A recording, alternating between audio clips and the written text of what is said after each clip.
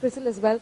When exactly do you hope to switch to the auction process, and how soon will that begin? When will this policy change actually become effective, sir? Good question.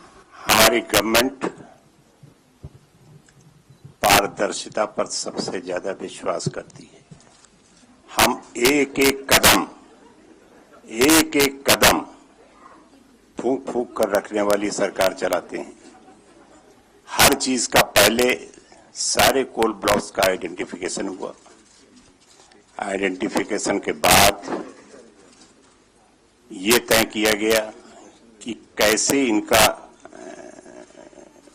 Bidding process से चालू किया जाए। क्राइसिल को ये तय हुआ कि क्रिसिल को दिया जाए, और क्राइसिल की जब रिपोर्ट आएगी तब हम बिडिंग प्रोसेस से शुरू करेंगे, जिसमें किसी भी प्रोसेस में कहीं पर भी कोई लकुना न रह जाए। हम उम्मीद करते हैं, मैंने उस दिन भी कह दिया था आपसे कि ये साल पूरा नहीं हो पाएगा। Just a moment, please. Just one moment, please. Okay, the answer to your question is, CRISIL is preparing the document. We've asked CRISIL to expedite the bidding documents. Bidding documents have to be prepared in consultation with the state governments. We're going to expedite it. Once the bidding document is finalized, the new policy will come into effect. We are trying to quicken the process as much as possible. वैसे आपकी चिंता तब ज्यादा होनी चाहिए थी अगर coal blocks का एलोकेशन जारी होता। यूपीए 2 के दौरान एक भी कोल ब्लॉक नहीं दिया गया है। जब तक बिडिंग प्रोसेस के डॉक्यूमेंट्स तैयार नहीं हो जाएंगे तब तक कोल ब्लॉक कोई एलोकेट नहीं किया जाएगा। इसलिए बहुत ज्यादा चिंता करने की जरूरत नहीं है। But Mr. Jaiswal, now sir, the opposition is raising the ante, sir. They are saying the people or those companies to whom these coal blocks were rather allocated, they are saying that they were family members of certain ministers, and even they are naming you, sir. So will you decline that, or certain reaction from you on this, sir? जब मैंने आपसे कहा कि उन 57 coal blocks की CBI inquiry हो रही है, तो इस क्वेश्चन का कोई महत्व नहीं रह गया। No, you are putting words in my mouth. I said, question of loss or gain arises only in respect of coal actually mined from any of these 57 blocks. I don't know how many of them have been mined. I don't know how many tons of coal. I'm sure the coal secretary can fill in the details. If the coal has not been mined, there is no question of a gain or a loss. That's what I said. So please quote me accurately. Now this is going to go to, the CAG report is going to go to the PAC. Who will represent the government if during the tenure of the Prime Minister, during the Prime Minister's tenure, certain coal blocks might have been allocated or not allocated? Who will represent the government if the PAC calls for the coal minister during that period?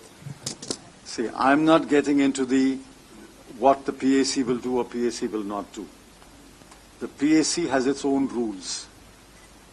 The PAC usually calls the secretary to the ministry concerned and other officers of the ministry concerned. Ministers come and go, but the ministry is an establishment with a secretary and officers. I assume that when the PAC calls the ministry concerned, the secretary and other officers of the ministry will appear before the PAC, produce the documents and offer evidence. I think.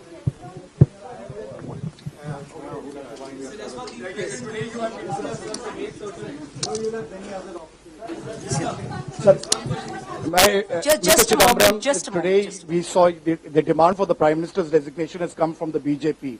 You've also been under attack by the BJP today. Of course, the Supreme Court has dismissed that petition. Would you like to respond to that, and do you still stand by your statement, as you said, Father, forgive them for they do not what they do on the floor of the House? Do you want to say that, or what exactly is your response to the Supreme Court verdict?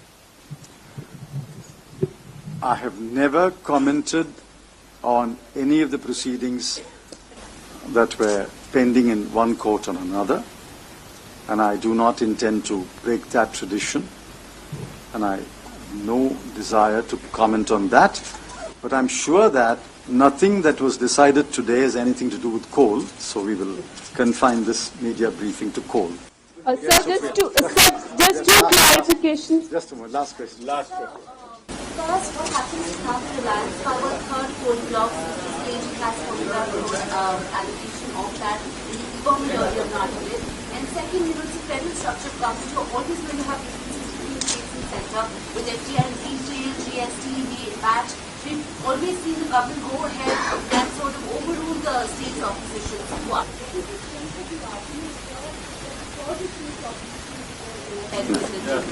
I think it's wrong to characterize the government as always overruling the opposition. That's not correct.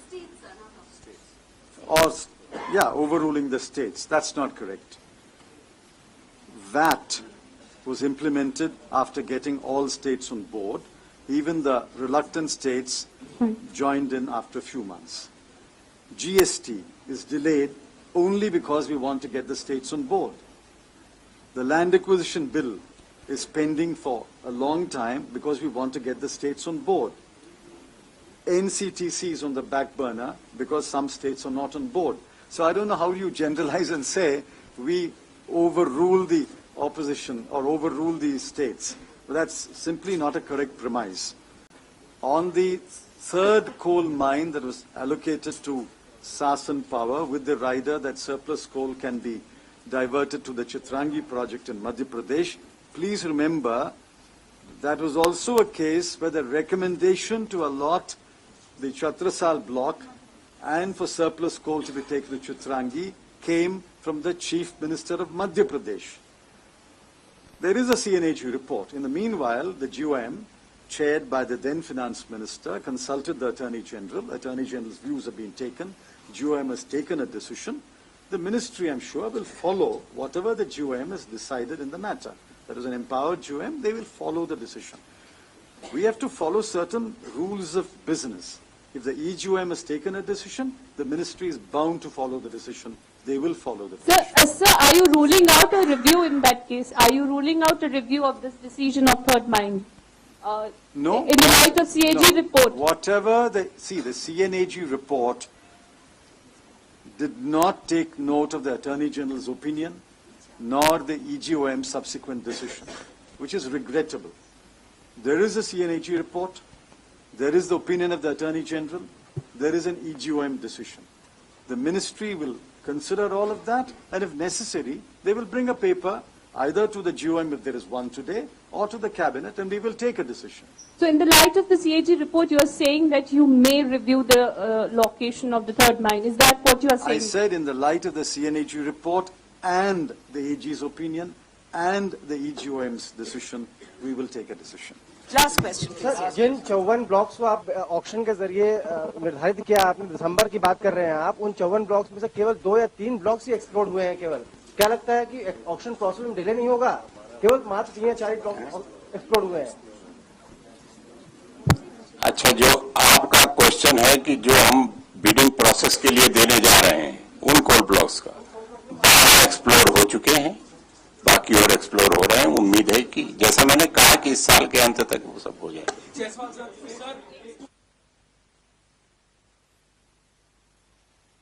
Mr. Chidambaram, just last question to you, sir. Sir, we have seen, sir, just last question. Obviously, we'll not trouble you more. Yes. Sir, UPA has been hit by, many scams, and almost all of them have come from the CAG. You think there is personal vindictiveness that is being seen? I said this media briefing is not to confront the CNAG. This media briefing is on an issue that is far more important to parliamentary democracy and the people of this country. This media briefing is to place before the people that Parliament must function. Parliament is not being allowed to function on a specious demand that the Prime Minister must resign. The Prime Minister must be allowed to make a statement in Parliament. Government must be allowed to debate this in Parliament.